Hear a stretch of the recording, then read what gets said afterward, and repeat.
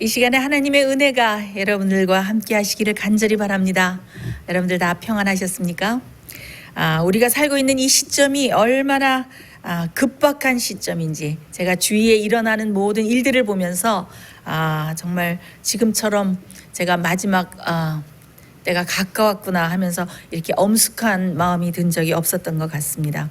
그런데 또 제 마음속에 감사한 생각이 드는 것은 정말 우리 주위에 일어나는 징조들을 보면서 하나님께서 우리에게 예언의 빛을 주시고 또 우리가 예언을 연구하고 깨달아서 정말 이때가 어느 때인지 우리가 알 수 있도록 하나님께서 우리에게 이렇게 큰 빛을 주신 것을 생각할 때 얼마나 감사하고 우리가 그런 예언의 빛 속에서 우리의 처한 이 시점을 우리가 발견하고 준비할 수 있도록 하나님께서 이렇게 섭리하신 것에 대해서 제가 얼마나 감사한 마음이 드는지 모릅니다. 요즘처럼 예언의 성취가 아주 급격히 이루어지는 때가 없는 것 같습니다. 제가 이제 이런 그 마지막 징조에 대한 말씀을 계속 드리고 이런 것을 저는 그렇게 원하지는 않습니다. 왜냐하면 많은 사람들이 또 그런 말씀을 들을 때 굉장히 두려워할 수도 있고 또 굉장히 또 마음에 좀 그런 염려하게 되는 뭐 그런 현상들도 일어나기 때문에 저는 여러분들 마음속에 두려움을 주거나 염려를 끼치고 싶은 마음은 없지만은 그러나 우리가 이 마지막 이 때와 이 시점과 이 징조를 잘 알면은 어떻게 우리가 더 예수님의 재림을 위해서 또 우리 앞에 오는 어떤 그 이벤트, 우리 앞에 오는 그 마지막 사건들에 대해서 더 우리가 준비할 수 있고 우리의 신앙과 믿음을 더 강건하게 할 수 있기 때문에 제가 여러분들과 이런 말씀을 지난 시간에 이어서 좀 나누게 됐습니다. 제가 10월 3일에 발표된 그 교황의 그 교서를 보니까 그 내용이 참 심각해서 이 교서들은 조금 여러분들과 좀 더 구체적으로 짚어보면서 보면은 좀 어떨까 하는 마음이 들어서 제가 지난 시간에 이어서 이런 말씀을 좀 준비했습니다. 지금은 마지막 왕이 일어날 때입니다. 마지막 왕이 일어날 때인데 이 막 짐승의 우상이 세워지고 이제 짐승의 우상이 세워지자마자 어떤 명령이 떨어집니까? 짐승의 우상에게 경배하라 하면서 짐승의 표가 내리게 되죠. 바로 그 직전의 시간에 다다른 것 같습니다. 그래서 제가 여러분들과 함께 이 요한계시록 17장에 있는 말씀을 잠깐 살펴보고 제가 말씀을 하고자 합니다. 요한계시록 17장 3절을 보겠습니다. 요한계시록 17장에 보면은 그 바벨론과 짐승과 음녀와 또 교황권의 정체와 앞으로 이것이 어떤 행보로 이루어지고 이것이 어떻게 마지막 사건이 마무리될까 하는 것이 그 17장에 아주 환하게 잘 예언되어 있습니다. 그래서 잠깐 요한계시록 17장을 잠깐 여러분들과 함께 살펴보고 말씀을 하고자 합니다. 요한계시록 17장 3절입니다. 곧 성령으로 나를 데리고 광야로 가니라. 내가 보니 여자가 붉은빛 짐승을 탔는데 그 짐승의 몸에 참남된 이름들이 가득하고 7 머리와 10 뿔이 있으며. 자, 여기에 제가 요한계시록 17장을 전체를 여러분들과 함께 연구할 시간은 없지만은 간략하게 그 요점만 우리가 복습을 하고 또 요한계시록을 연구하신 분들도 있으시기 때문에 마음속에 다시 상기하시면서 우리가 잠깐 복습을 해보겠는데요. 요한계시록 17장에 여기 보니까 누가 나옵니까? 음녀가 나오는데 이 음녀가 어떤 짐승을 타고 있다고 그랬죠? 붉은빛 짐승을 타고 있다고 그랬죠? 근데 이 음녀의 이름에는 보면은 지금은 읽지 않겠지만은 여기 지금 이마에는 음녀의 이마에 보면 이름이 쓰여 있는데 거기는 큰 바벨론이라 비밀이라 그다음에 땅의 음녀들과 가증한 것들의 어미라라는 이름이 음녀의 이마에 써 있습니다. 그러니까 음녀의 정체가 무엇인지 음녀의 이름을 보면 여기 다 나타나 있죠. 그래서 우리가 예언에서 볼 때 짐승은 무엇을 뜻합니까? 짐승은 국가, 또 세력, 왕을 뜻합니다. 그렇죠? 자, 그리고 이 음녀는, 이 성경에서 음녀는, 정결한 처녀는 하나님의 순결한 교회를 말하고, 음녀는 어떻게? 타락한 교회를 말하죠. 그래서 음녀가 짐승을 타고 있다라는 것은, 이것은 우리에게 어떤 의미를 줍니까? 이 타락한 교회, 타락한 종교가 무엇을 타고 있다? 정치, 세력, 국가, 왕, 그렇죠? 그런 정치, 왕이나 국가의 세력과 연합해서 그런 정치 세력과 연합해서 정치 세력을 이용하고 있다. 타락한 종교가 정치 세력, 국가의 세력을 이용해서 연합해 있다라는 것을 우리가 알 수가 있습니다. 자, 그런데 이 음녀가 어떤 상태에 있는가? 여러분들 이제 이 설교 말씀을 들으신 다음에 혼자서 요한계시록 17장을 펴보시면서 이때가 어떤 때인가, 예언이 어떻게 성취되고 있는가, 여러분들께서 스스로 한번 연구해 보셨으면 좋겠습니다.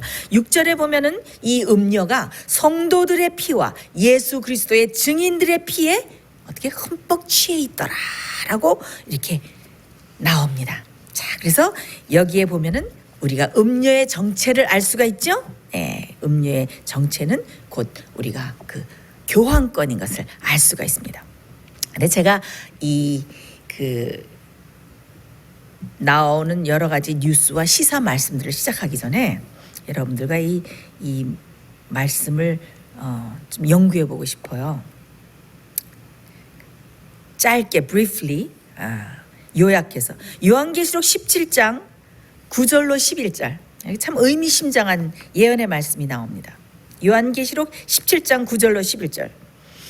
지혜 있는 뜻이 여기 있으니 그 7머리는 여자가 앉은 7산이요 또 7왕이라. 5은 망하였고 하나는 있고 다른 이는 아직 이르지 아니하였으나 이르면 반드시 잠깐 동안 계속하리라. 전에 있었다가 시방 없어진 짐승은 8째 왕이니 7 중에 속한 자라. 저가 멸망으로 들어가리라. 자, 여기에 보면은 마지막 이 세상 역사의 장이 마치기 전에 마지막에 왕이 올라오는 것을 알 수 있는데, 그 왕이 몇째 왕입니까? 8째 왕이죠. 자, 그럼 우리가 여기에 나오는 왕들의 정체를 보면서 그러면 과연 이 마지막에, 이 세상의 마지막 역사에 하나님을 대적하면서 마지막을 장식할 이 마지막 왕은, 8째 왕은 누구인가? 거기에 대해서 우리가 잠깐 살펴봤으면 좋겠습니다. 자, 여기서 그 요한이, 성령이 요한을 광야로 데려가서 이 음녀의 정체에 대해서, 앞으로 하나님을 대적할 이 바벨론, 이 음녀의 정체에 대해서 이렇게 쭉 보여주시는데, 그 시점이 어떤 시점인가 하면은 5은 망하였고, 여기 음녀가 뭐라 그랬어요? 음녀가 앉아 있는 이 지금 제가 읽은 거에 음녀가 앉은 7산은, 음녀가 앉아 있는 7산은 뭐라 그랬습니까? 7왕이라 그랬죠. 7왕이라 그랬어요. 근데 여기서 이 요한이 가서 이 음녀의 정체에 대해서, 그 비밀에 대해서 계시를 본 이 시점은 어떤 시점인가 하면 5 왕은 망해서 이미 가버린 시점이었습니다. 자, 그래서 우리가 다니엘서의 예언과 또 이 연관된 이 예언 여러분들 공부해 보셔서 아시겠죠? 그 다니엘에 나오는 그 큰 금신상이 있죠. 거기 다니엘 2장에 나오는 그 신상을 보면은 그 첫 번째 나라, 두 번째 나라 쭉 나오잖아요. 그래서 첫 번째 나라는 바벨론, 두 번째는 메데 페르시아, 그렇죠? 세 번째는 헬라 그리스, 네 번째는 로마, 그다음에 5째는 뭐예요? 교황 로마죠. 그래서 이 5 나라가 지나간 시점이에요. 그것을 어떻게 하는가? 음녀가 성도들의 피와 예수 그리스도의 증인들의 피에 흠뻑 취해 있어요. 자, 성도들의 피에 취해 있다는 것은 무엇이에요? 성도들의 그 거룩한 피를 많이 흘리고 성도들을 핍박해서 많이 죽인 그 시점이죠. 벌써 그 시점이 지나간 시점인 것을 알 수 있습니다. 그러니까 중세기에 많은 참된 그리스도인들을 죽여서 거룩한 순교자의 피들을 흘리게 한 그 역사가 있었죠. 중세기 암흑시대 동안 누가? 로마 교황권이 수많은 참된 그리스도인들의 피를 흘려서, 그래서 이 음료가 피에 취해 있는 그 시점인 것을 알 수 있습니다. 자, 그래서 피에 흠뻑 취해서 이 중세기의 핍박기가 지나가면서 어떻게 됩니까? 그 우리가 역사를 보면은 교황권이 불란서 군 그 버티어 장군의 그 침략을 받아서 교황권이 죽게 되었다가 다시 교황권이 살아나죠. 그래서 바로 이 시점에 있는 것을 알 수가 있습니다. 그래서 어떻게 해요? 다섯은 지나갔고 망하였고, 그 다음에 여기에 어떤 흥미로운 말이 나옵니까? 하나는 있고. 그래서 이 5왕은 지나갔고 하나는 지금 막 일어나서 있고, 이거예요. 그러니까 6째, 5은 지나가고 6째 왕은 우리가 이것을 미국으로 해석을 하죠.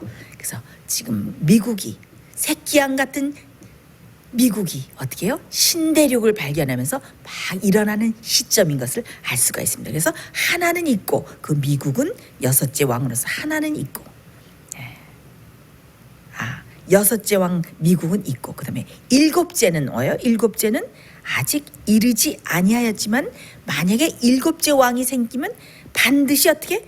잠깐 동안만 있겠다라고 여기 요한 계시록에 이렇게 예언이 되어 있습니다. 그런데 이 7째에 이르는 이 왕은 그 17장을 쭉 여러분들이 읽어보면은 마지막에 나오는 8째 왕, 이 짐승에게 한 뜻과 한 마음으로 무엇을 준다? 그들의 능력과 그들의 권세를 한 뜻을 가지고 이 짐승에게 준다 한 것을 봐서 그들이 이 7째 왕은 한 국가가 아니고 연합된 여러 나라와 여러 국가가 연합된 왕인 것을 알 수가 있습니다.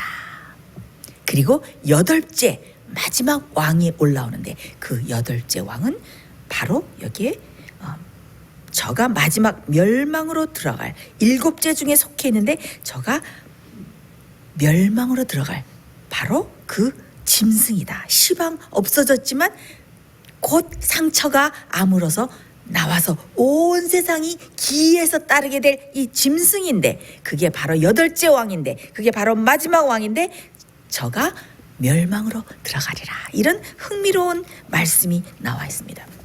그래서 이 짧은 예언의 말씀을 이 시간에 이것을 풀어본다면은 이 7째 왕은 우리가 연합된 세력, 예전에 그 강병우 목사님께서 설교도 하시고 요한계시록 그 세미나에 여러분들 들어보신 분들 계시죠? 이 7째 왕, 7째 세력을 연합된 세력, UN 이렇게 말을 했죠. 제가 이 교황에 이번에 발표된 교서들을 보니까 거기에 참 놀라운 내용들이 있어요. 너무너무 놀라운 내용들이 있는데 거기에 보면은 나중에 이 교황이 모든 유엔을 재정비하자 하면서 이 글로벌 정부를 완전히 세우려는 것을 선포한 것을 알 수가 있습니다. 그래서 이 제가 개인적인 생각으로 이 7째 세력, 7째 왕은 무엇이다? 연합된 글로벌 정부, One World, 온 세계가 연합된 UN처럼 연합된 정부가 아닐까 하고 생각되고, 그 다음에 이 글로벌 정부가 한 정부로 다 모인 다음에 그들이 어떻게 해요? 한 뜻과 한 마음으로 교황권을 어떻게 해요? 추대해서 마지막 8째 왕, 이 세상에 지상 최후의 마지막 왕, 8째 왕이 무엇이 되는 것입니까? 교황이 되는 것이고, 그 교황의 뒤에는 누가 있습니까? 마지막에는 사단이, 블랙포프, 이 사단이 왕으로 나타나게 되죠. 그래서 제가 이번에 그 10월 3일에 교황이 발표한 이 교서들을 보니까 이제는 정말 이 마지막 연합된 세력, 이 글로벌 정부를 완전히 세우려고 완전히 일어났구나. 그것을 제가 알 수가 있어요. 그래서 이것을 완전히 이 연합된 정부를 세우고 그 다음에 마지막 왕을 추대하자 이렇게 하고 짐승의 우상을 세우고 그 다음에 짐승의 표를 내리면 어떻게 돼요? 그 다음에 이 세상의 마지막에 은혜의 시간이 다 마치는 이런 급박한 시간이 오는 것을 제가 보면서 이게 참 심각한 시간이 되지 않았는가. 그래서 여러분들은 여러분 자신이 깨어나서 마지막 때를 위해서 준비할 뿐만 아니라 여러분은 파수꾼의 사명을 받았습니다. 우리는 모두 파수꾼 파수꾼입니다. 그래서 이 때의 징조를 어떻게 해요? 나팔을 불면서 우리의 주위의 식구들과 형제들과 이웃들에게 얼마나 끝이 가까웠는가 준비하라 하면서 우리는 파수꾼의 사명을 다해서 외쳐야 될 때가 온 것 같습니다. 제가 참 뉴스를 봤는데 굉장히 뭐라 그럴까요? 제 마음을 너무나도 섬뜩하게 하는 그런 뉴스가 하나 떴어요. 그래서 제가 여러분들께 이제 말씀을 드리겠는데, In New York City, a clock counts down to climate doomsday. 이렇게 났어요. 이 climate doomsday 하면 좀 무섭지 않아요? doomsday 하면 암흑의 날, 종말의 날 그렇잖아요. 뉴욕에 기후 climate clock이 카운트다운에 들어갔는데, climate doomsday. 그러니까 글로벌 데드라인이 이르렀다 하면서 이 클락이 세워졌다 그래요. 근데 이 맨하탄의 큰 건물에 전자시계가 세워졌는데 거기에 뭐라고 써 있는가 하면은 이 Earth has deadline. 이 지구에게는 데드라인이 있다.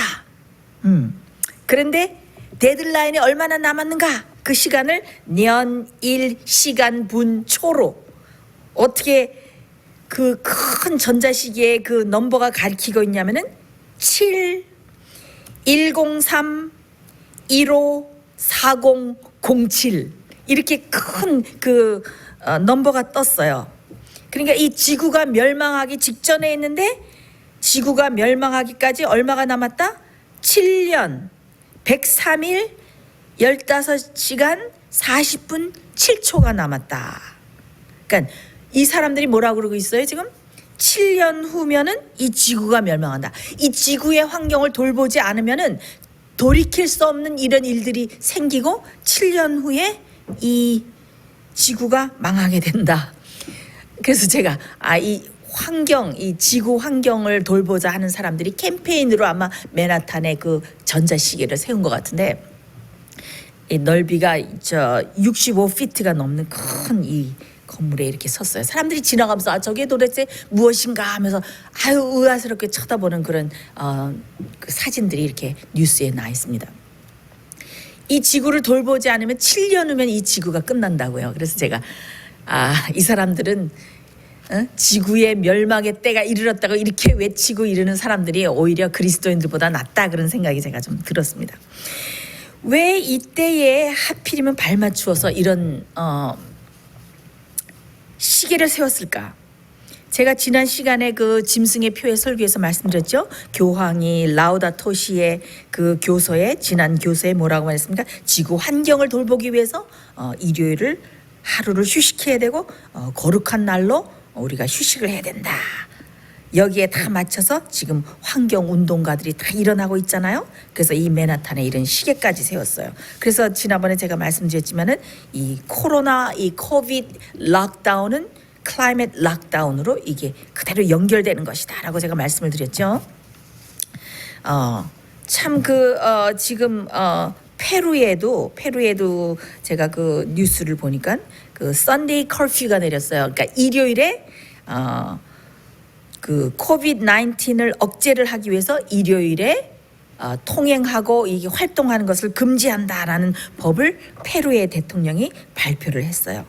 그다음에 그 이상한 법이 또 그 호주의 오스트레일리아에서 생겼는데 제가 얼마나 이 법이 이상한지 여기에 데니엘 앤드루스라는 그 빅토리아 그러니까 호주에는 빅토리아 주에는 데니엘 앤드루 주지사가 어떤 법을 내렸냐면은 데니엘 앤드루 demand extraordinary new law to let Victorian arrest each other. 이게 뭔가 하면은 빅토리아 주민들이 정부가 이렇게 공인을 해줬기 때문에 그냥 법을 어기면 서로 그냥 체포할 수 있는 그런 법을 이제 공표를 했어요. 그래서 사람들이 이것은 마치 동독에 있는 비밀 경찰들이 하던 그 법과 같다.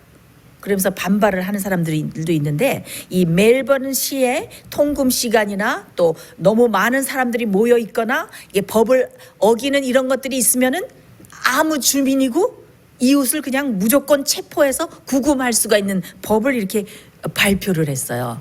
이 모든 것들이 이 환경을 돌보자, 이 코로나와 함께 환경을 돌보자 하는 거기서 시작이 되었습니다. 그럼 이 가까운 아시아는 어떨까?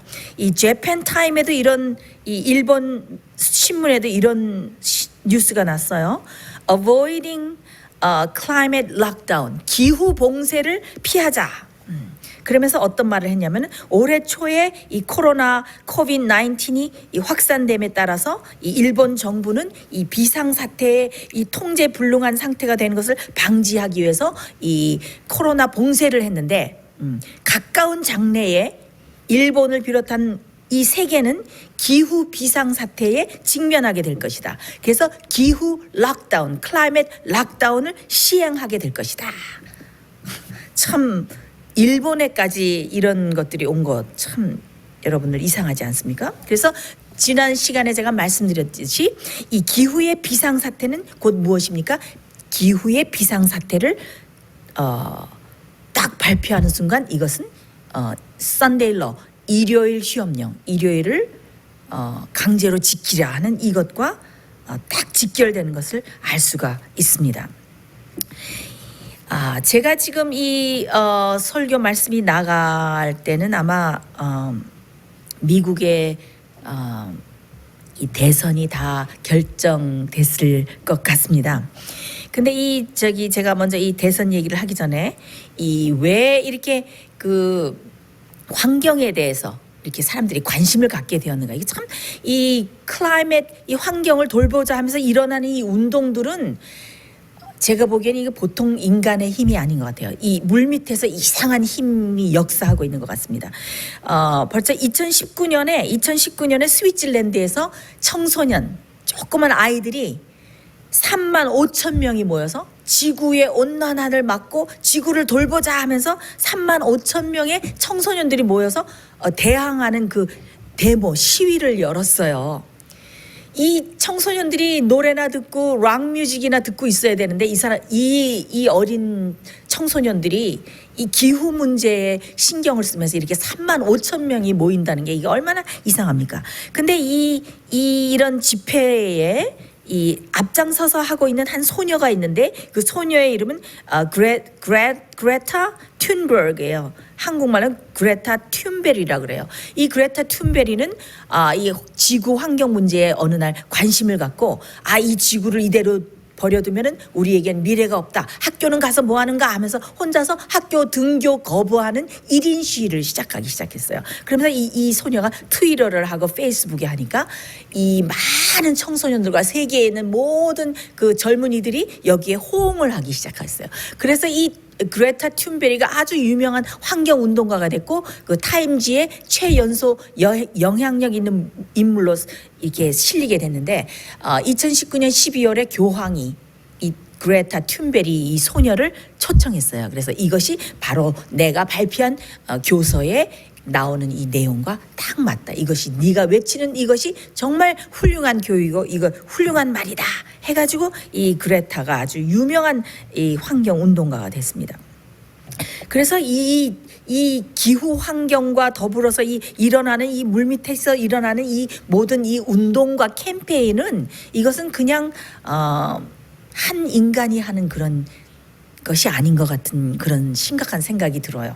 이 뒤에는 분명히 이것을 밀고 이것을 도모하는 어떤 힘 있는 세력이 있지 않은가 하는 생각이 듭니다. 제가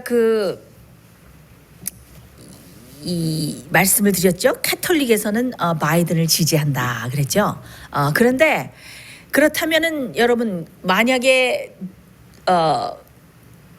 바이든이 됐을지 트럼프가 대통령으로 당선됐을지 제가 지금 여러분들께 말씀하는 이 순간에는 제가 알고 있지 못하지만 그렇다면은 트럼프가 만약에 대통령으로 당선이 되면은 캐톨릭에서 바이든을 지지하고 또 교황이 또 공식적으로 바이든을 지지한다고 또 말을 한 것을 제가 뉴스에서 보았습니다.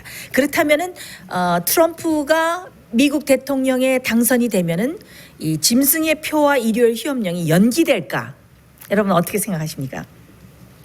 여러분들 제가 지난번에 예전에 제가 한국에서 그 집회를 할 때 말씀드린 적이 있지만은 이 트럼프가 2016년에 대통령이 된 그 트럼프를 민 그 배후에는 어떤 세력이 있다고 그랬습니까? 미국의 기독교 보수파 복음주의자들이 있다고 그랬죠. 자, 그런데 참 이상한 것은 이 기독교 복음주의자들의 이 궁극적인 목표와 캐톨릭에서 말하는 이 궁극적인 목표와 그들의 공동 목표는 똑같습니다.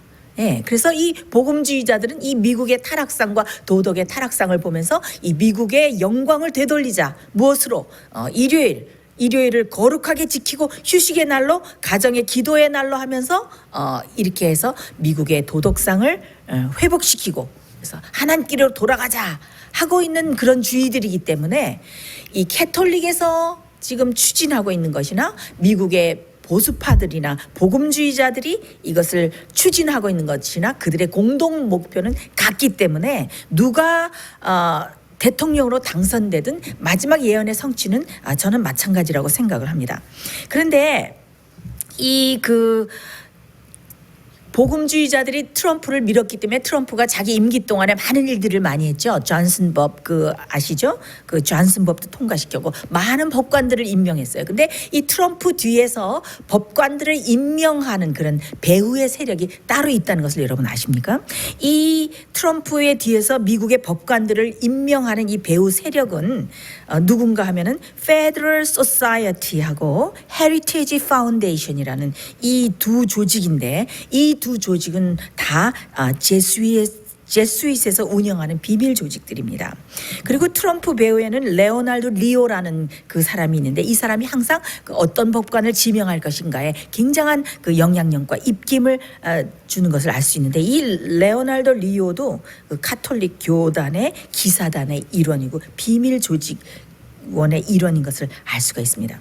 그래서 미국은 이 세 개의 기관을 통해서 일을 하고 있습니다. 미국은 그 목소리를 뭘 위해서 높이고 있습니까? 무엇을 통해서? 국회, 컨그레스와 그다음에 수프림 코트 있죠? 대법원과 그다음에 주디셜 이 사법부, 재판부를 통해서 그들의 이 목소리를 내고 있는데 지금 앞으로 한 며칠 있으면은 지금 왜 트럼프가 대법관을 하나 임명을 했죠. 에이미 코니 베렛이잖아요. 이 베렛 대법관을 임명을 하려고 하는데 지금 민주당과 이 공화당에서 이 사람을 어떻게 하느냐 잠깐 디베이트를 하고 있는데 아주 여기 라이프 사이드 뉴스에 10월 12일에 굉장히 놀라운 뉴스가 실렸습니다. 여기 어떤 제목의 뉴스가 실렸냐면은 에이미 코니 베렛 could bring moral law back to the Supreme Court. 에이미 코니 베렛이 moral law, 도덕법을 다시 대법원으로 가져올 것이다. 자, 이 moral law가 여러분 무엇인지 아십니까? 이 moral law가 바로 캐톨릭에서 말하고 있는 이 일요일 휴업령의 법입니다. 이것을 블루러라고도 하고 있습니다. 이 블루러는 무엇인가 하면은 종교적인 이유로 일요일에 상거래를 제한하는 법입니다. 이것이 일요일에 모든 것을 휴업하고 쉬고 예배하라는 법이죠. 그래서 이 모랄러와 이 블루러는 캐톨릭에서 추진하고 있는 이 일요일 휴업령과 똑같은데 무슨 뉴스가 실렸어요? 에이미 코니 베렛이 무엇을 가져올 수 있다? moral law를 이 미국에 다시 가져오는 사람이 될 것이다. 그래서 많은 사람들이 이 대법관이 바로 이 블루러를 이 모랄러를 다시 미국으로 가져올 것이다. 그래서 제가 이 뉴스를 보면서 참 가슴이 참 섬뜩하면서 이 에이미 이 베렛 이 대법관이야말로 다시 미국의 일요일 휴업령을 통과시킬 만한 그런 대법관이 되겠구나라고 저는 개인적으로 생각을 했습니다. 이 블루러가 이 모랄러가 미국에 있었는가? 예전부터 있었어요. 근데 이 미국 일부와 또 유럽 일부와 이런 데서 시행되다가 또 이것이 폐지되었는데 지금 미국에서는 이 에이미 베렛 대법관이 연방 대법관이 이 모랄로를 지금 미국에 가져올 사람이다라고 이것을 이제 뉴스에 이렇게 말을 하고 있습니다. 근데 이 에이미 베렛 대법관의 이 뒷배경에 대해서 굉장히 뉴스에서들 많이 말하고 있어요. 근데 이제 이 베렛 대법관은 어떤 어떤 출신인가 하면 카톨릭, 굉장히 신실한 카톨릭 신자인데 Secret Covenant Society, 그러니까 비밀 언약 커뮤니티, 비밀 언약 공동체의 People of Praise, 그러니까 찬양의 사람들이라고 불리는 그런 집단의 회원이에요. 근데 이 코니 베렛은 천주교의 목표를 수프림 코트를 통해서 이루려는 아주 철저한 캐톨릭 신자인 것을 알 수가 있습니다. 예, 그래서 모르겠어요. 이 지금 베렛 이 사람이 이 여성이 아주 굉장히 똑똑하고 훌륭한 여성인 것 같은데, 이 여성이 연방 대법관으로 임명이 될지 통과가 될지 안 될지 지금 이 시점에서 저는 아직 이것이 통과 안 되기 때문에 모르지만은, 어떤 사람이 지금 법관이 되든지 지금 미국의 수프림 코트에는 다 벌써 그 법관들이 다 캐톨릭 신자인 것을 알 수가 있습니다. 그래서 제가 무엇이라고 말씀드렸습니까? 트럼프의 배후에 있는 공화당의 주류를 이루고 있는 미국의 보수 기독교파, 복음주의파들이나 그다음에 이 교황권의 캐톨릭에서 이 추구하고 있는, 이 캐톨릭에서 추구하고 있는 공동 목표와 복음주의자들이 추구하고 있는 그들의 공동 목표는 어떻다? 똑같다는 것을 알 수가 있습니다. 자, 그래서 이번에 그 교황이 10월 3일에 그 교서를 발표했는데, 이제 제가 이것을 보면서 이것은 그냥 문서가 아니에요. 이건 그냥 교서가 아니고 세계를 향해서 완전히 자신의 정체를 나타내고 자신이 앞으로 어떻게 하겠다 하는 자기의 그 포부와 법안과 구체적인 모든 정책들을 선포하는 그런 교서인 것을 제가 이것을 보면서 느끼게 되었습니다. 그래서 이번 교황의 교서의 제목이 Fratelli Tutti, 이것이 이탈리아로 Fratelli Tutti인데, 이것이 영어로 하면 All Brothers, 모든 형제라는 그런 제목인데, 여러분들도 구글에 들어가서 Fratelli Tutti, 교황이 10월 3일에 발표한 교서라고 이렇게 치면은 이게 그 전문이 나옵니다. 근데 이게 얼마나 긴지 각 목록으로 다 돼서 287개 조항으로 되어 있어요. 그래서 각 단락이 쭉 있는데, 지난번 교서에는 solidarity, 연대하자 그렇게 했죠. 이번에 이 포커스는 뭔가 하면 human fraternity예요. human fraternity. 이 fraternity는 뭔가 하면 신념이나 사상이나 생각이나 종교가 같은 사람들이 협회를 이루자 하는 거예요. 그러니까 이 human fraternity를 만들자, 모든 인류가 조합을 만들자 하는 것이 포커스가 돼 있는 것을 알 수가 있습니다.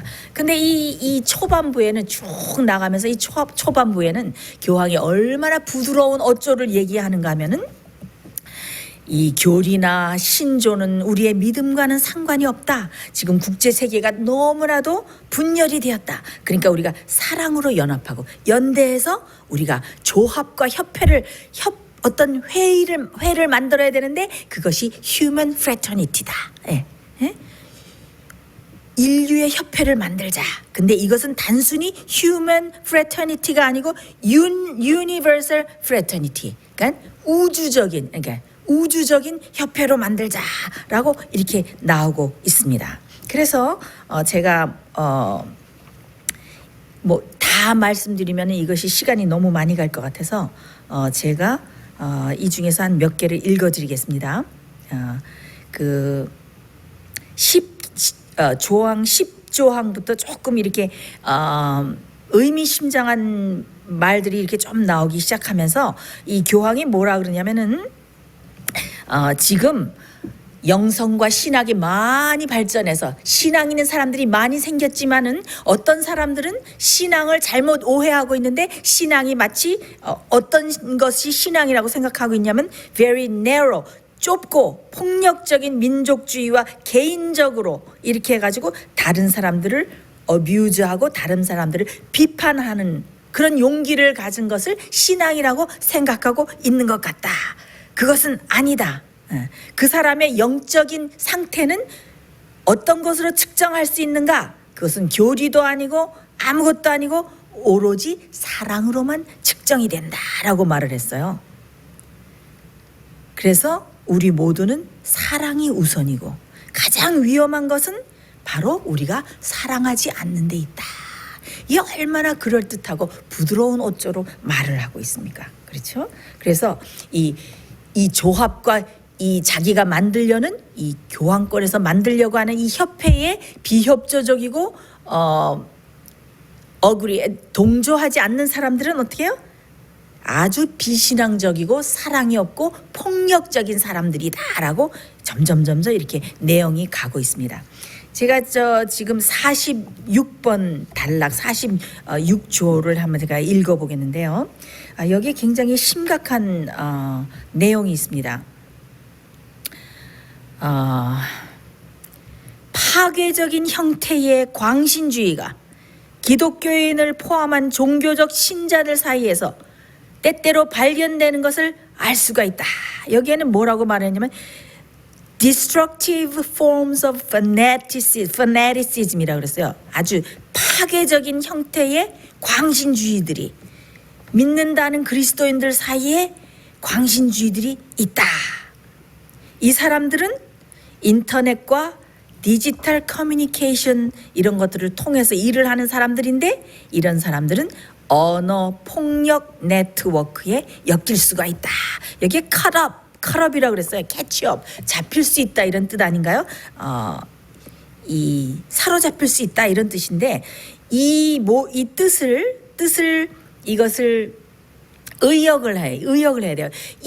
여기에 있는 이 교서를 보니까 너무나 미사 여구들을 많이 썼고 이렇게 저렇게 살짝 뒤틀어 썼기 때문에 정신을 차리고 여기에서 얘기하고 있는 키워드가 무엇인가, 그 다음에 말하고자 하는 의도가 무엇인가, 그리고 제스윗이 프로모트하고 지금 홍보하고 이루려는 뜻이 무엇인가 정신을 차려서 보지 않으면은 그 뜻이 금방 흘려버릴 수밖에 없게 이렇게 만들어져 있는 것을 알 수가 있습니다. 그래서 여기에 이 뜻을 이제 의미를 의역을 해보면은 여기에 굉장한 파괴적인 그런 이상한 광신주의자들이 있는데 이 사람들은 디지털과 인터넷과 이런 것들을 사용해서 언어 폭력을 일삼는 굉장히 폭력 단체로 잡힐 것이다 이런 의미를 가지고 있어요. 그래서 이런 일들은 다른 사람의 이름을 명예를 훼손하고 중상모략하는 그런 일이다라고 이렇게 46개조의 말을 하고 있습니다. 그런데 2016년에 교황이 무엇이라고 말을 했는가 하면은 누가 광신도인가, 누가 광신자인가, 과연 누가 광신자인가, 누가 파네티시즘에 사로잡힌 사람들인가에 대해서 구체적으로 발표한 것이 있습니다. 교황이 말하기를 누가 광신자인가, 그 사람들은 펀더멘털리스트다, 근본주의 신자들이다 라고 말을 했어요. 이 근본주의 신자가 무엇입니까? 누굽니까? 절대적인 성경의 진리를 믿고 고소하는 신자. 성경에 나오는 절대적인 진리를 믿는 사람들, 성경의 근본적인 것을 믿는 사람들을 펀더멘털리스트라고 그러는데 이 사람들을 근본주의자라고 그러는데 교황이 바로 이 근본주의자들을 뭐라고 불렀어요? 파네티시즘이라고 불렀어요. 이 파네티시즘, 극단적인 사람들이다. 그 다음에 wicked하다, 아주 악하다. 그 다음에 hypocrite, 위선자다라고 이렇게 불렀어요. 참 이게 의미심장하죠. 그래서 이것은 바로 인터넷을 통해서 지금 이 교황에 보면 인터넷을 굉장히 많이 강조를 했어요. 인터넷은 중요하다. 미디어는 굉장히 중요하다. 이 미디어를 통해서 어떻게 모든 사람들을 강조해서 이 human fraternity, 이 모든 우리가 만들려고 하는 이 조합 협회에 다 조인하도록 하라. 미디어를 통해서 인터넷을 통해서 이것을 빨리 홍보하고 강조하라라고 이렇게 얘기를 하고 있어요. 그래서 이 지금 이 교서에 이 말한 이 모든 의미들을 조합하면 어떤 말이 됩니까? 바로 인터넷을 통해서 또 디지털 이런 것들을 통해서 진리를 전하는 소수의 무리들을 겨냥하면서 이 써진 이 내용인 것을 알 수가 있습니다. 그래서 어떻게 해요? Universal Fraternity, 그러니까 우주적인 협회를 만들어서 나중에 더 나옵니다만은 조약을 만들고 그 언약을 만들고 거기 다 가입하라 이런 일들이 나오는데 여기에 협력하지 않는 사람들은 뭐예요? 이런 사람들은 광신자들이다. 그다음 뭐예요?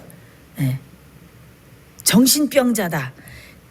저기 교황이 이렇게 얘기를 했어요. Those who unbendingly follow the law of God are sick. 그러니까 unbendingly가 뭐예요? unbendingly. 그러니까 굴하지 않고 밴드되지 굴하지 않고 단호하게 하나님의 법을 따라가는 사람들은 뭐야? sick.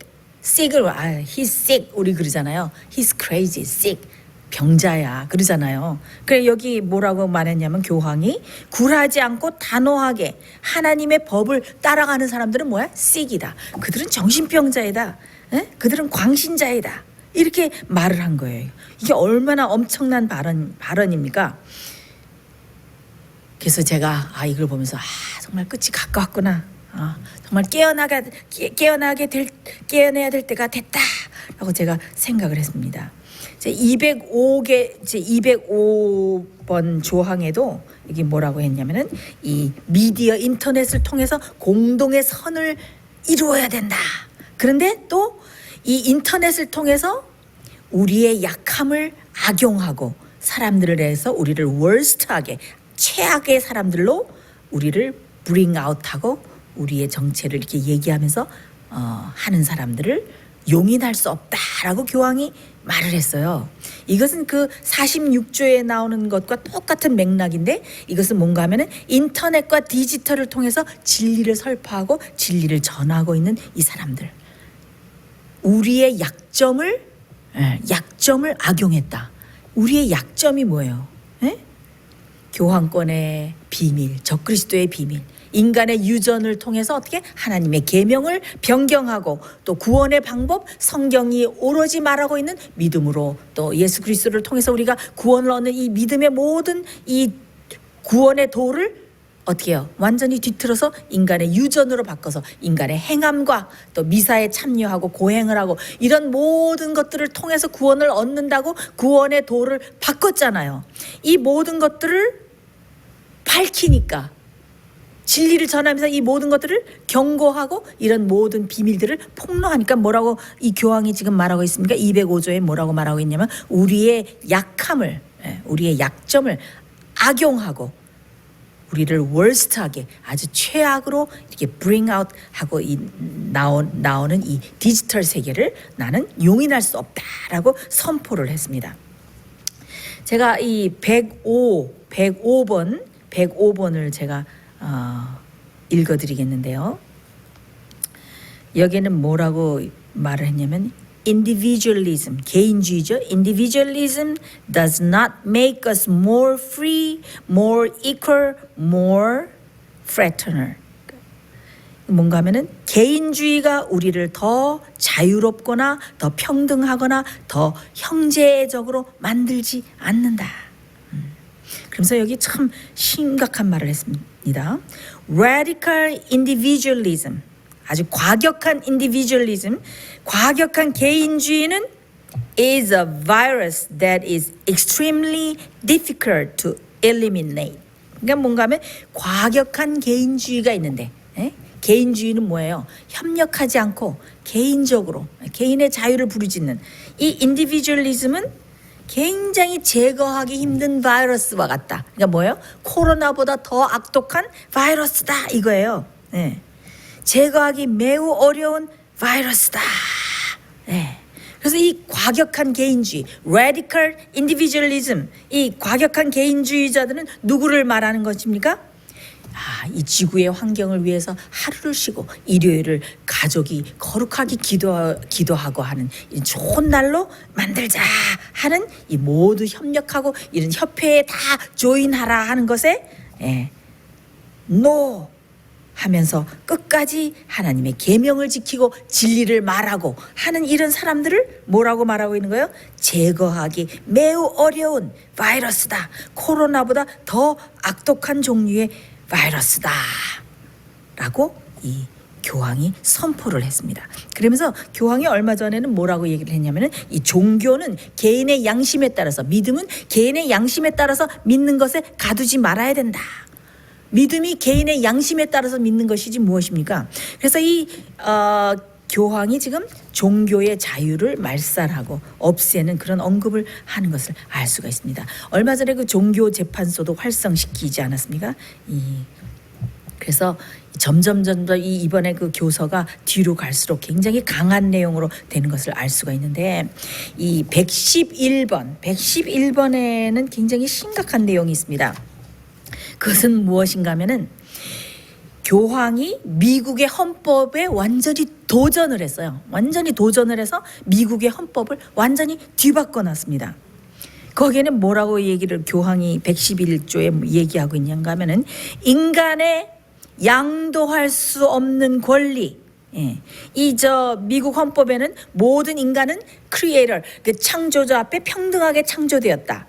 그리고 각 개인에게는 결코 양도할 수 없는 개인의 자유와 권리가 있다라고 이 미국의 이 헌법에 나와 있는데, 지금 교황이 뭐라고 말했냐면은 인간의 양도할 수 없는 권리란 인간이 맘대로 쓰는 그런 자유와 권리가 아니고 is by nature open to relationship.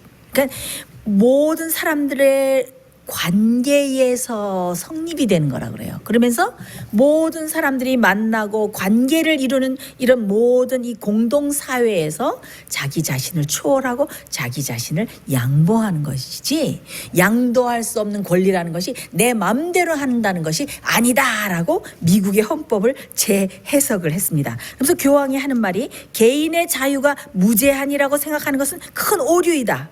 오늘날 개인의 권리를 너무 넓은 의미로 주장하는 경향이 있다. 거기에는 제한이 있어야 한다. 만약에 개인의 권리와 자유가 위대한 공동의 선을 이루려는 공동사회와 조화를 이루지 못한다면 그것은 갈등과 폭력을 이루는 근본적인 것이 될 것이다. 이것이 무슨 말입니까? 이 양도할 수 없는 그 개인의 권리라는 것은 이 자유라는 것은 공동의 선, 커먼 굿이라고 그랬잖아요. 공동의 선을 위해서 함께 협력하고 그럴 때만 중요한 것이지, 거기에 같이 협력하지 않을 때는 그 개인의 권리나 자유는 어떻게 쓸 수 없는 것이다. 그것은 인정하지 말아야 된다라고 이렇게 딱 발표한 것입니다. 그러면서 얼마 전에 교황이 뭐라고 언급을 했냐면은 미국의 헌법의 원칙은, 미국의 헌법에 나타나는 원칙은 과거의 실수다. 그러면서 언론의 자유는 제한되어야 한다. 말의 자유, 언론의 자유가 개인의 신앙을 모독해서는 안 된다. 다른 종교를 비판하거나 진리 아닌 것을 파헤쳐서는 안 된다. 여러분, 이거 얼마나 무서운 말입니까? 이거 얼마나 섬뜩한 말입니까? 그러니까 지금 언론의 자유가 미국 헌법에 있는데 그것은 뭐예요? 과거의 실수다, 잘못된 것이다. 그래서 언론의 자유는 어떻게 제한되어야 된다. 그래서 말의 자유가 어떻게 개인의 신앙을 모독하거나 다른 신앙을 비판하거나 다른 종교를 비판하고 진리 아닌 것을 파헤쳐서는 안 된다라고 교황이 이 얘기를 했어요. 이것은 무엇입니까? 타 교파의 성경의 진리와 다른 것들을 경고하면서 진리로 돌아오라, 이것은 진리가 아니다라고 이렇게 말하고 전하고 전도하는 것을 어떻게 완전히 금하는 것을 말하고 있습니다. 여러분, 얼마나 심각합니까? 파수꾼 여러분, 정말 깨어나셔야 됩니다.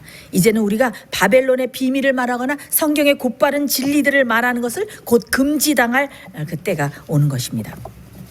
자, 그다음에 더 심각한 것이 있는데, 이번에 교황이 발표한 것에는 마치 이 공산주의, 전체주의, 사회주의처럼 공동의 재산, 사유의 재산을 부인을 했습니다. 사유의 재산을 부인하다니 그게 무슨 말인가? 자, 120조 요번 교세에 나오는 120조에 그리스도인의 전통은 traditional of Christian이라고 했어요. 그리스도인의 전통은 개인 소유 재산에 대한 권리를 절대적이거나 침해할 수 없는 것으로 인식한 적이 없다.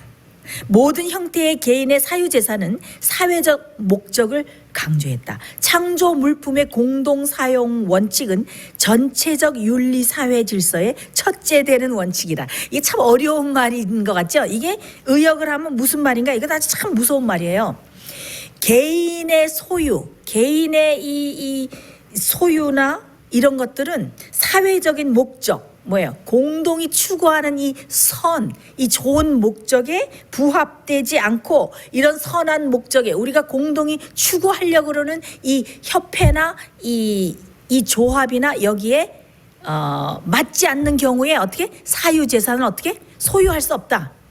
에? 완전히 빼앗아야 된다. 이런 말이에요. 그래서 국가는 개인의 생명이나 권리나 자유나 사유재산을 강요해서 그러니까 미국의 헌법 제5조와 14조에는 뭐라고 되어 있냐면 국가는 개인의 생명이나 권리나 자유나 사유재산을 강요해서 빼앗을 수 없다라고 미국 헌법에 되어 있는데 이번에 교황이 뭐라고 교서를 발표했습니까? 그리스도인이 생각하고 있는 이 소유 재산에 대한 사유 재산에 대한 생각은 이건 절대적인 게 아니다. 에? 이것은 공동의 목표와 여기에 부합할 때만 그것은 허용될 수 있다. 그거예요. 그러니까 모든 부와 이것은 공동의 선을 이루기 위한 공동 재산이다. 그래서 하나님 창조주가 주신 모든 공동의 모든 물품들은 서로 같이 공동 사용할 수 있다. 이건 마치 전체주의 그런 사회주의 같지 않습니까? 아마 이 경제 위기에 이 봉착한 사람들은 이 교황의 새 플랜을 참 좋아할 거예요. 아주 지지할 거예요. 왜? 이 새 경제 체제를 만들자. 돈을 풀어서 불쌍한 나라를 도와주자. 네. 이렇게 말하고 있으니까. 근데 그 배후에는 뭐예요? 미국의 원칙이 되고 있는 이 헌법의 원칙이 되고 있는 모든 이 원칙을 지금 깨트리고 있는 거예요. 지금 교황이. 이게 얼마나 참 위험한 일입니까? 자, 여기에 더 나가서 132조에는 이렇게 무서운 말을 했어요. 교황이 이번에. 그래서 이렇게 하자, 이런 협회를 하자, 이런 많은 얘기들이 있으면서 132번에는 뭐라고 얘기를 했냐면은 이렇게 하는 우리의 모든 대응은 공동의 노력. 어떤 노력인가? 글로벌 통치. 글로벌을 한 대로 묶어서 글로벌 통치를 하기 위한 이 형태를 발전시키려는 공동의 노력의 결실일 뿐이며 지금 글로벌 정치로 이동하려고 하는 무브먼트, 운동일 뿐이다. 지금 이렇게 만드는 모든 이런 것들은 뭐다? 이게 뭐라고 영어로 되어 있냐면은 글로벌 governance라고 나와요. 그러니까 글로벌 통치, 글로벌 정치, 글로벌 정치 통치로 들어가려는 이동하려는 운동일 뿐이다. 이 내가 만든 이 모든 대응은 글로벌 통치로 들어가기 위한 그런 운동일 뿐이다.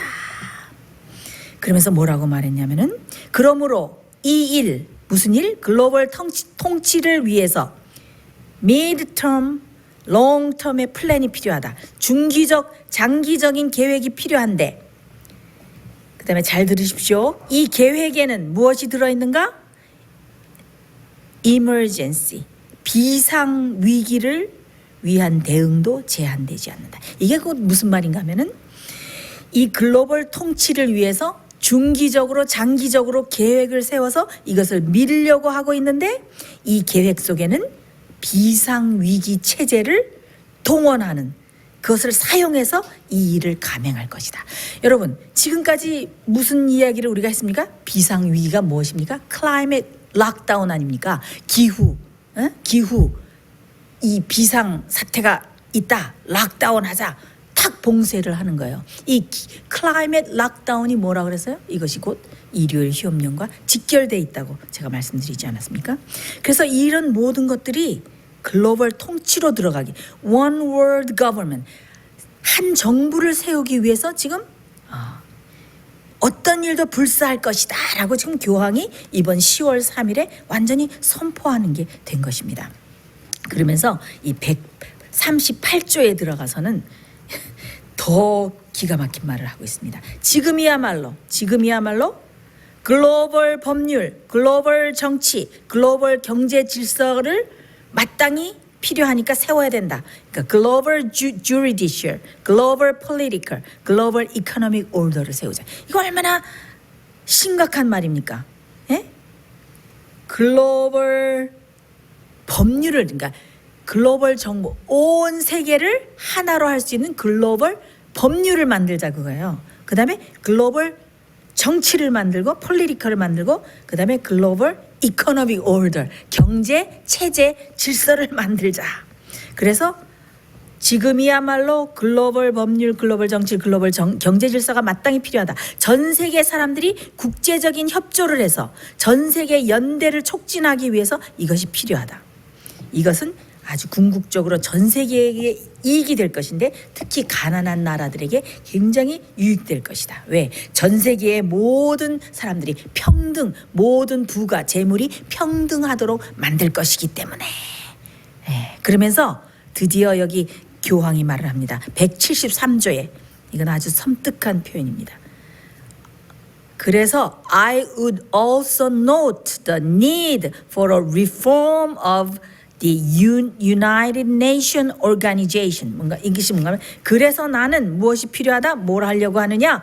유엔의 기구를 reform, 다시 재조직하려고 한다. reform 하려고 한다. 그리고 모든 경제 체계, 그다음에 국제 금융 이것을 내가 reform 할 것이다 라고 이 교서에 탁 발표를 했습니다. 그러면서 뭐라고 말했냐면 나는 또한 모든 국가가 서로 패밀리라는 가족이라는 개념이 진정한 이빨을 real teeth, 이상하지 않아요? 진정한 이빨을 얻을 수 있도록 유엔 기구와 경제 체제와 국제 금융의 재개혁을 할 것이다. 이것이 아주 필요하다는 것에 나는 주목하고 있다. 그래서 뭐예요? 유엔을 재정비하라. 국제 경제 기구와 국제 모든 이 금융 기구를 재조직하라. 이것이 얼마나 놀라운 선포입니까? 이것이야말로 뭐예요? 지금 일곱째 왕, 글로벌 정부, 한 정부를 세워서 그다음에 어떻게 해요? 교황이 마지막 8째 왕이 되어서 딱 일어나서 온 나라를 통치하려고 하는 위기 일촉즉발, 위기 일발의 순간에 우리가 지금 바로 서 있는 것입니다. 그러면서 마지막에 뭐라고 얘기하냐면 276. 왜 이번 교서의 제목을 All Brothers, 모든 우리는 형제라고 얘기를 한 줄 아십니까? 여기 뭐라고 말했냐면은 제가 다른 건 다 생략을 하고 교회는 더 이상 사이드라인에 있어서는 안 된다. 영적인 에너지를 다시 다 모아서 사회를 향상시켜야 되는데 왜냐하면은 because 교회는 문을 연 홈, 가정이고 because she is a mother. She is a mother. 여러분 어떤 예언이 생각나십니까? 여기 뭐라고 했어요? 교회는 어머니이다. 그러면서 뭐라고 교황은 얘기했냐면 내가 인류의 아버지로서. 그러니까 뭐예요? 모든 교회들은 형제라고 해요. 캐톨릭 교회는 뭐예요? 어머니. 그러니까 여기 뭐라고 나옵니까? 요한계시록 17장에 보면 가증한 것들의 어미라고 나오지 않습니까? 타락한 이 음녀가. 그러니까 뭐예요? 우리 교회는 뭐예요? 어머니이다. 그리고 나는 인류의 아버지로서 이 모든 교서를 발표한다. 그렇기 때문에 너희는 나의 brother, 나의 자녀고 우리 모두는 형제다 해서 이 교서의 제목이 All Brothers예요. 그러면서 마지막 결론을 맺는데 221번에 뭐라고 맺냐면은 우리 모두 covenant, 언약을 맺자. 사회의 모든 구성원, 부자나 가난한 사람 사이에 언약을 형성하는 것이 필요하다. 그런데 이 언약은 공동의 이익을 위해서 어떤 것을 포기해야 할 수도 있다는 것을 인식하기를 요구한다. 이게 뭐예요? 공동의 이익을 위해서 어떤 것을 포기해야 된다. No one can possess the whole truth or satisfy his or her every desire. 이게 뭔가 하면 누구도 전체적인 whole truth를 혼자 소유할 수 없으니까 내가 가지고 있는 진리가 전체적이고 맞는 진리다라고 주장할 수 없다 그거예요. 누구나 자기 욕망을 다 만족시킬 수는 없다. 그렇게 주장하는 사람은 나만 진리를 가지고 whole truth를 가졌다고 주장하는 사람들은 이 pretension이라 가식을 떠는 사람들인데 이런 가식은 다른 사람의 권리를 부인함으로써 다른 사람의 권리를 무효화하는 결과로 이어지기 때문이다. 그래서 뭐예요 이건? 공동의 선과 이 공통을 이루기 위해서 네가 가지고 있는 교리, 네가 가지고 있는 신조 조금 양보해라. 조금 양보해서 서로 타협을 짓자 이거예요. 그래서 너희가 어느 종파에 속해 있어도 좋다. 네가 침례교든 장로교든 무슨 교파든 다 속해 있든 좋다. 그러나 무엇에 동조하라? 캐톨릭이서 가리키는 소셜 티칭, 그들이 가리키고 있는 교리와 그들이 프로모트 지금 이 만들고 있는 모든 이 조합과 협회와 여기에 동조하고 가입만 하라. 그럼 뭐예요? 그러면은 된다. 내가 가지고 있는 진리를 이것이 진짜 진리고 홀 트루시라고 주장하지 마라. 그래서 우리 모두는 무엇을 다 맺어야 된다? covenant, 언약을 맺어야 되고 이 언약에 모두 다 조인하라라고 하면서 이 교서가 마칩니다. 그래서 마지막에 이 287개 조항이 마치면서 이 마지막 기도를 하면서 창조주께 드리는 기도하면서 우리가 더 나은 세계를 만들게 해달라고 기도를 하면서 거기에 ecumenical prayer라고 나와요. 그 교황이 마지막으로 드리는 기도에 그래서 많은 이 교파가 한 종교로 연합하게 해달라고 기도하면서 이 287개의 긴 교서가 마칩니다. 그래서 저는 이 교서를 보면서 이것은 그냥 모든 그 캐톨릭의 모든 제수잇의 의도가 다 담겨 있는 거예요. 다 담겨 있고 선포를 아주 한 것 같아요. 그래서 이것을 보면서 이것은 바로 짐승의 우상을 세우기 전에 짐승의 표를 강요하기 전에 선포하고 교서를 이렇게 딱 만들어 놓은 그런 느낌이 제가 딱 들었습니다. 그래서 이 마쿠에서는 뭐예요?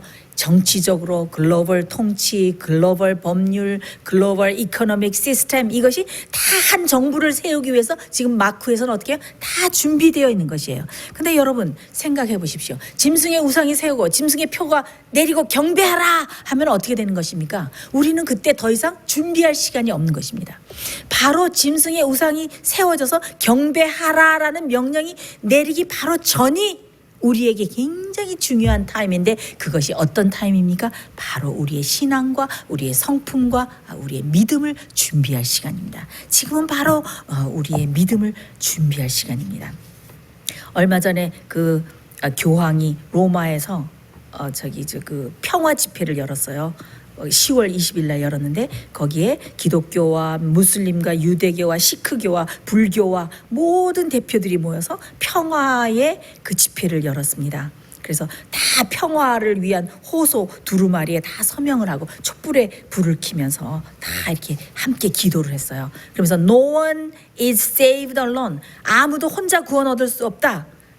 구원은 다 개인적으로 받는 것은 아닙니까? 근데 여기 아무도 혼자 구원받지 못한다. 평화와 연대를 통해서만 구원을 얻는다 하면서 이 교서에서 테마를 따와가지고 벌써 평화 집회를 열었습니다. 그리고 재빠르게 지금 그 교황 프란치스가 뭐를 내놨냐면은 글로벌 에듀케이션 컴팩을 내놨어요. 지난번에 그 뭘 어떻게 하려고 그랬습니까? 5월 14일에 세계의 모든 지도자들을 초청해서 지구의 환경을 돌보기 위해서 어떻게 해야 된다라고 모든 지도자들을 교육시키겠다라고 교황이 발표를 해서 세계 지도자들을 초청했는데 어떻게 됐습니까? 코로나 때문에 이것이 연기됐죠. 자, 이제 교서를 발표하고 난 다음에 교황이 글로벌 에듀케이션 컴팩 이것을 출시를 했어요. 거기에는 세계를 어떻게 교육시켜서 우리가 어떻게 이것을 일요일을 휴식의 날로 만들어서 글로벌 조약에 들어가야 되는가, 이것이 얼마나 필요한가, 이 지도자들을 양성시키는 이런 모든 것이 프로그램이 이 교육용 비디오야 메시지에 다 들어있는 것을 알 수가 있습니다. 그 다음에 또 무엇이 열렸느냐? G20 Interfaith Forum이 열렸습니다. 이것은 뭔가 하면 G20 국가, 이 G20 국가에서 종파를 초월한 10개 다른 종파의 지도자들이 G20 국가에 있는 종교 지도자들이 모여서 종파 초월 포럼을 개최를 했어요. 그래서 이것은 화상을 통해서 열었지만은 거기서는 이번에 교황이 발표한 교서가 토론의 중심이 되었어요. 교황이 교서를 발표하면서 뭐라 그랬냐면은 이제 이 모두 우리가 화합해서 이 협회에 다 조인하라. 당신들의 대답을 촉구한다 하니까 이 모든 지도자들이 어떻게 이 교서에 대답하기 위해서 여기에서 이 포럼이 열렸습니다. 여러분, 이번에 제가 이 교서를 보고 또 이렇게 열리는 평화 집회와 이 종파 초월 포럼 집회와 이런 모든 것들을 보면서 정말 때가 너무나 가까웠구나. 지금이야말로 바로 짐승의 우상이 쓰기 바로 전이고 이 마지막 요한계시록 17장에 예언된 무엇이 마지막 8째 왕이 일어나서 온 세계를 다스리려고 하는 위기 일발의 일촉즉발의 순간이 아닌가 하는 생각이 들었습니다. 여러분, 참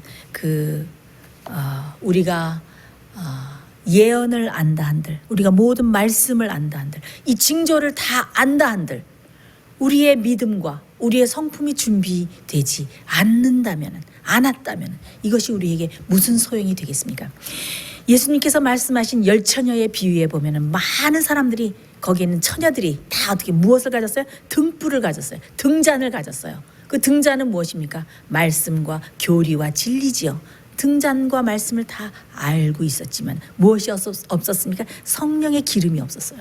우리가 말씀을 알고 때를 알고 때에 대한 징조와 예언을 다 알고 지식적으로 다 알고 있다 할지라도 우리가 성령으로 충만하고 성령으로 인해서 우리 속에 역사가 일어나면서 우리 마음속에 또 우리 속에서 형성된 아름다운 하나님의 품성과 또 믿음을 소유하지 않는다면 우리의 알고 있는 말씀과 이런 모든 것들이 우리에게 힘을 주지 못하기 때문에 우리가 죄를 승리할 수도 없고 우리가 매 순간 쓰러질 수밖에 없는 우리가 빛을 내지 못해요. 우리의 신앙과 우리의 믿음이 빛을 내지가 못합니다. 등잔은 가지고 있어도 불이 꺼져가고 있는 것입니다. 우리 지금 이때는 어떻게 해야 됩니까? 지금은 성령의 충만한 역사를 가져야 됩니다. 우리 힘으로 어떻게 앞으로 오는 이 무서운 적그리스도의 세력과 교황권의 세력과 맞서서 싸우겠습니까? 우리는 무엇을 어떻게 되는가? 마지막 늦은 비 성령을 받아야 됩니다.